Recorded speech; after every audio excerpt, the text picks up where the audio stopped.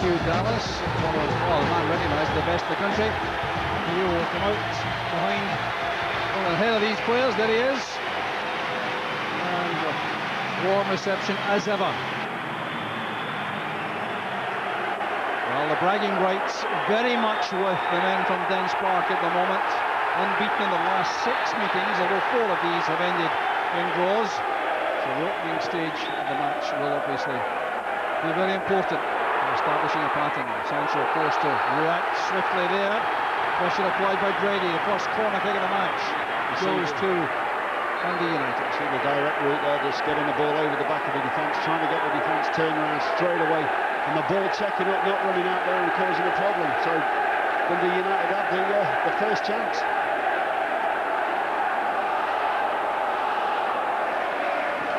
So the in-swinging corner kick's a very difficult one. It's very well won by Derek Suter in goal for Dundee. That will do him the world of good. A clear body check there by Robson. Important touch there from Suter. There's header, there's Dodds. Better play in the build-up from Dundee United. Here's Dodds again. McIntyre. Out to Robson, supported from the back by Archibald. This is good play from United. The delivery's not bad either. Turned back by McIntyre. Billy Dodds defied there by Suter. Splendid build-up play by Dundee United, and so close to the opening goal.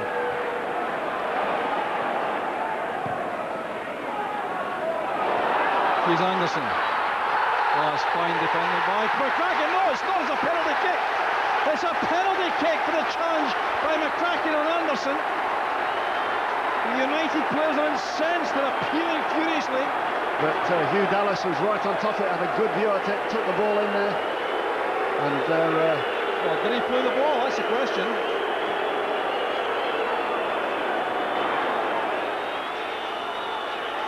Level against Bullock. Oh, very tough on the goalkeeper, but it is the opening goal for Dundee. Almost a brilliant save by Bullock, but that won't matter to Steve Lovell. Here's Chris Innes. £75,000 he cost from Kilmarnock last year. Up goes McIntyre, hanging in the air. Dodds trying to find space. Back it goes for the shooting chance for Robson. Fine goalkeeping again by Derek Suter.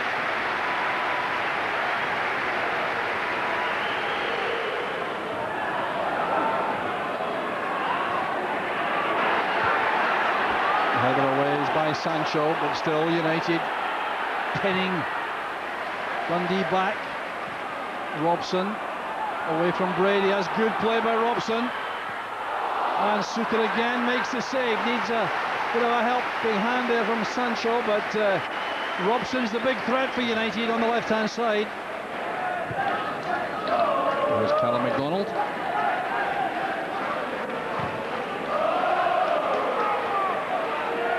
That's a good turn by Lovell, away from McCracken. Good delivery, a fine goal by Sutton! Goal number 2 for Dundee, and that was superbly created. Great ball up the line from young Callum MacDonald. Stevie Lovell, all that pace and strength to shrug the defender off. A great ball in. James Brady's coming off. I think you can tell by his face he's less than enchanted by that decision.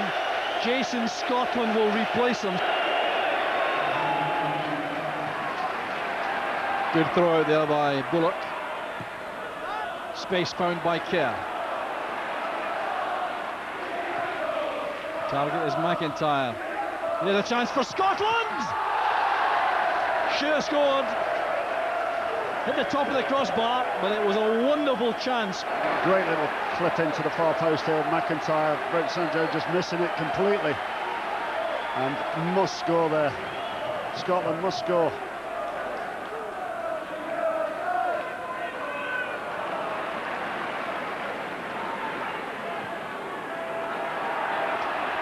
There's Robson. Oh, that's a good change of pace. Now Scotland. Duff is outside him. That's for Dodds. A good header, and very close indeed. Well, the closest yet in the second half for Dundee United. Played in well towards McIntyre. It reaches Robson. This is promising. Plenty of support waiting in the middle. Can he deliver across? Yes, he can. And Scotland's shot was cued. Didn't get on that properly.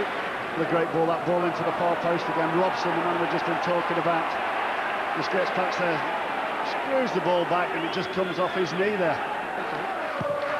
That's a good ball in. Again, defending is good. It was Sutton. Here's Mark Wilson. Now Scotland again.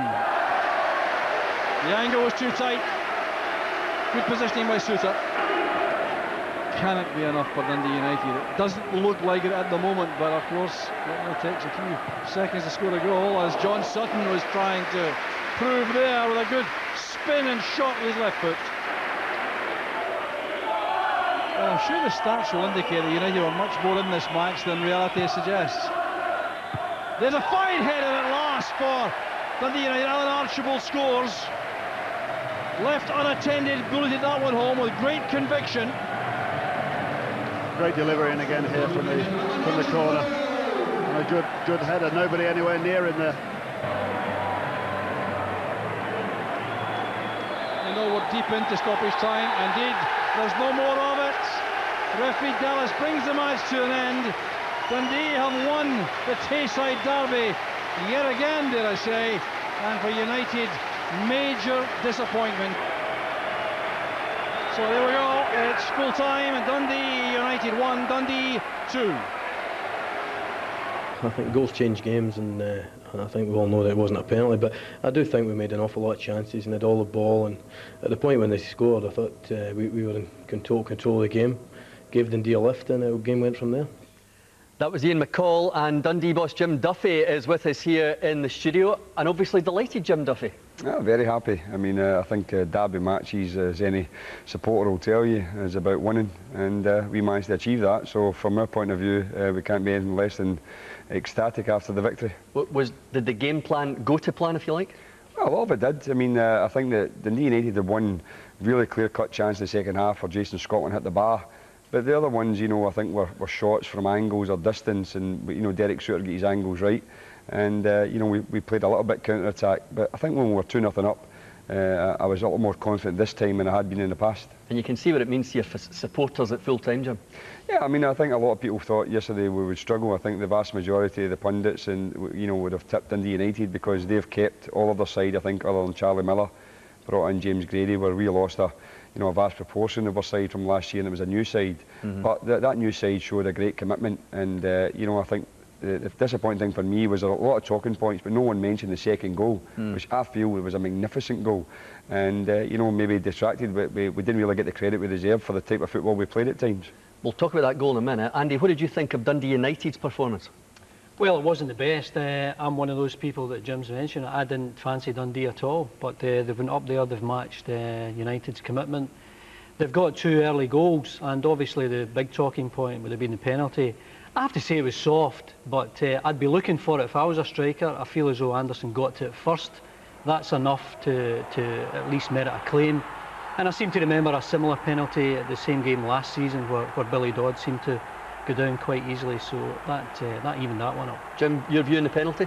Yeah, I mean, at the time I thought it was soft, and you've still seen it, but I don't think McCracken got the ball. I think Ian Anderson just nicked it, and he comes across him, and from Hugh Dallas's angle, he obviously thought that there was enough connection to merit a penalty. But you know, we mentioned before, in derby matches, I think that was in 17 minutes.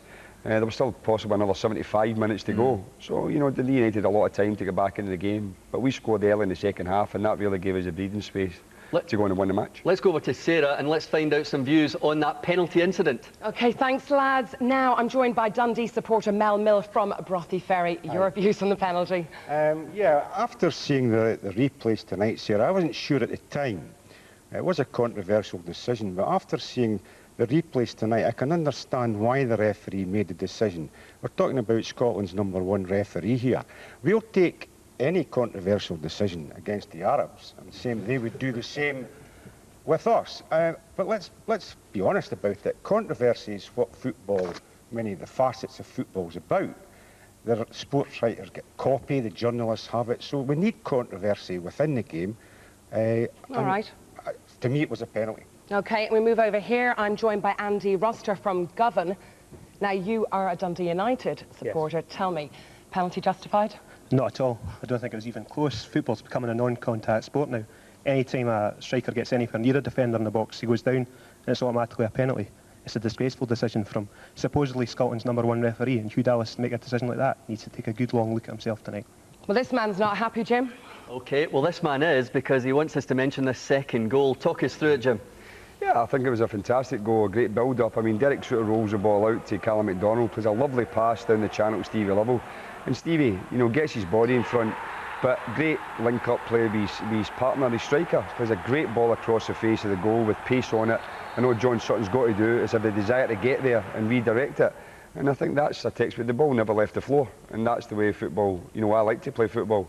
But, you know, going back to, you know, Dundee United fan there, he said there that there's a non-contact sport, and he's right. Andy mentioned last year, Dodgy had a brief brush with Mark Fornham and went down in the box and we were 2-1 up with 5 minutes to go and got a penalty. Sometimes it comes to you, sometimes it doesn't. It was soft, but we're delighted with the 3 points. And the United had chances, didn't they?